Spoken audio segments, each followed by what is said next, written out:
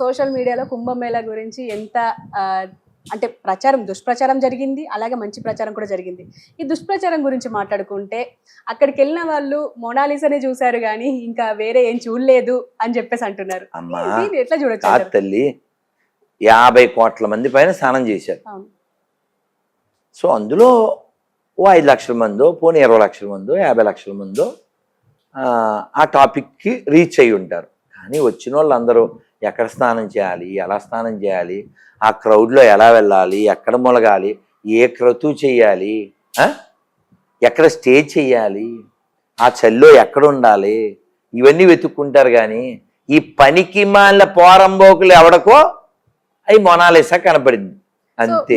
మీరు కూడా వెళ్ళారు, వెళ్ళాము, వచ్చాం, స్నానం చేసాం. అక్కడ చాలా స్కామ్స్ జరుగుతున్నాయి, ప్రజల్ని అంటే భక్తుల్ని దోచుకుంటున్నారు అని చెప్పేసి చాలా మంది మాతో మాట్లాడారు. ఇందులో అక్కడ దోచుకోవడానికి అక్కడ ఏమి కాదమ్మా, దోచుకోవడానికి అక్కడ ఏమి క్లోజ్డ్ కాదు కదా, ఓపెన్ కదా.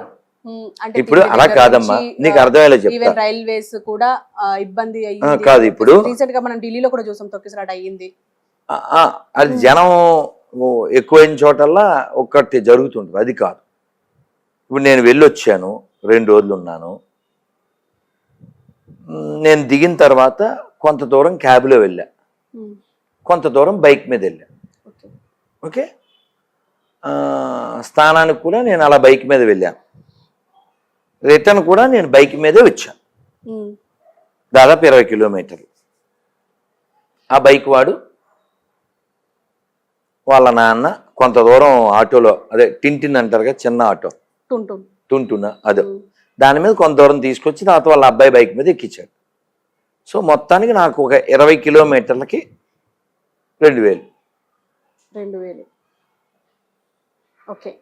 సో వచ్చేటప్పుడు ఆ క్యాబ్కి దానికి ఎవరో గురూజీ నేను మాట్లాడతాను అని చెప్పి మాట్లాడారు. సో నేను బైక్కి ఇచ్చాను 500. వాళ్ళు ఆ క్యాబ్ 3 కిలోమీటర్లు తీసుకెళ్ళి ఉంటాడు వాడు, 300. సో అక్కడ నేను విమానంలో వెళ్ళా, సమయం లేదు. సో ఎవరో ఏర్పాటు చేశారు, వెళ్ళాను, వచ్చాను. అయితే వాళ్ళు అక్కడ నేను 1200 ఇస్తాను ఈ 2000 బ్యాచ్కి, నేనే అన్నాడు. ముందు 3000 అన్నాడు. సో మొత్తానికి బేరం ఆడి మరి నేను రావాలి కదా. నిన్న వివేకానంద జయంతి, శివాజీ జయంతి. సో నేను ఇంకో 2 రోజులు ఉండడానికి నాకు అక్కడ వసతి ఉన్నా ఉండలేని పరిస్థితి అనుకోండి. వాళ్ళకి ఇప్పుడు అవకాశం వచ్చింది, అది మీరు ఇవ్వచ్చు, లేదు మీరు వెళ్ళొచ్చు. మరి బోల్డ్ మంది ముసలమ్మలు, పిల్లలు చెప్పులు కూడా లేకుండా నడిచే వెళ్తున్నారు. ఎవరెవరికి కుదిరిందో అలా. అది ఇందులో ఇంకా స్కామ్ ఏ ఉందమ్మా కదా.